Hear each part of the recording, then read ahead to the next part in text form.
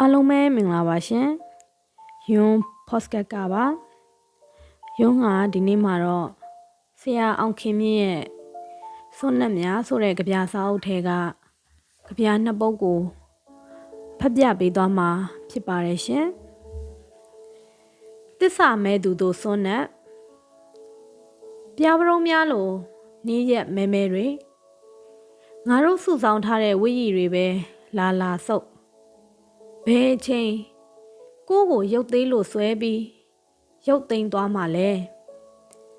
အနန္တအသက်ကိုရထားလို့တညလုံးမအိပ်ဖဲဒိန်းဆော့နေတဲ့လူငယ်တွေအေယာကွန်းစကားပဲဖြုတ်စီးနေတဲ့အချစ်ရော့လင်မယားတွေကြိုက်ပါတယ်သူတို့နဲ့အနက်ဖေးမြင်ရင်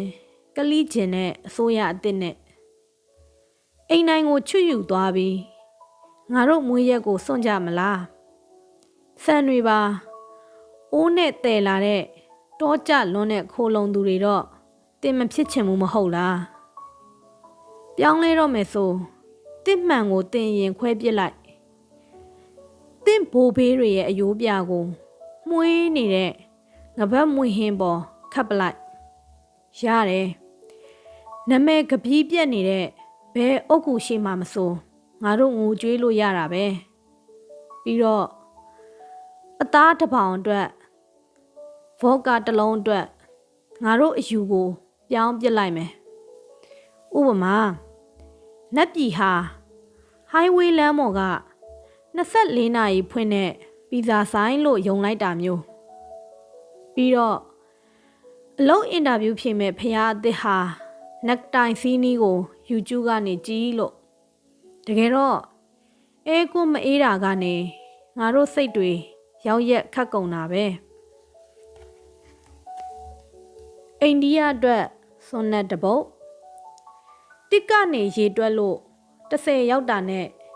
ငါတို့ဟာကိုစပြီးရှာဖွေရတော့တာပဲကောင်းကင်ကဆိုရှယ်လစ်ရောင်တန်းနေရင်တော့ငါဟာအဖိုးရဲ့စပကြီးနောက်မှာရှိမှာပေါ့ပုံးနေသူတွေဟာ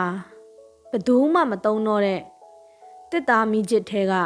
မိချစ်ဆန်တွေဖြစ်သွားကြတယ်ငါတို့မသိပေမဲ့တနေ့ရရမှာတော့ဖះပွင့်ညင်လဲပွင့်နေမှာပေါ့ကောင်းကင်အယောင်ပြောင်းတိုင်းဘဝတွေလိုက်ပြောင်းနေတယ်အမှန်တရားရှာမှုဟာမိုးတွေရုတ်တရက်ရွာလို့လူစုခွဲလိုက်တာနဲ့အဆုံးသတ်သွားခဲ့ဘယ်ရမစိုးနောက်တရက်မှာပြီးသလောက်ကနေဆက်လုပ်လို့ရတာပဲလေမျက်ရည်တွေလည်းပါးလေမှာခဏရက်ပြီးမနှက်ဖြန်ကြဆက်စီကြမှာပဲပြီးရင်တော့လူတယောက်ဟာအမောင်ထဲမှာကျင်းပနေတဲ့နန်းတက်ပွဲတဲ့မှားပြီးရောက်သွားမယ်ဘီဟောင်းကြီးကတော့အခန်းပြင်မထွက်တော့တာကြာပါပြီဘဲချေကိုမြှောက်ပြီးကနေတဲ့နတ်ဟာညာဘက်ခြေထောက်နဲ့မိစ္ဆာပေါက်စကိုနင်းထားတယ်ဘသူထင်ပါလဲ